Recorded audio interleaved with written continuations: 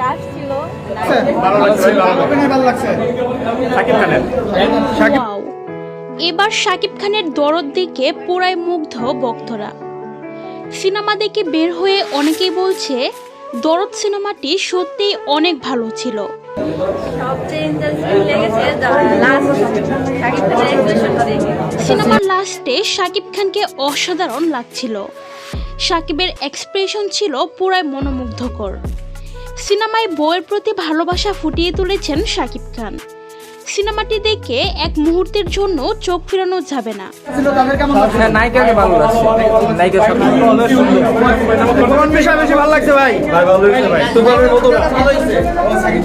অনেকে বলছে এই সিনেমায় শাকিব খানকে একদম অন্যরকম ভাবে ফুটিয়ে তোলা হয়েছে। এরকম কাহিনীতে শাকিব খানকে এর আগে কখনো দেখা যায়নি। সিনেমাটির গল্প লাস্ট পর্যন্ত না দেখলে কেউ বুঝতেই পারবে না। বললে থানায় গিয়ে সব দোষ স্বীকার করবে।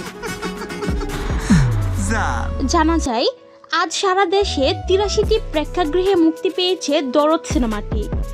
সিনেমাটি মুক্তি ঘিরে দেশের সিনেমা হলগুলোতে অনেকটা উৎসবের আমেজ বিরাজ করছে।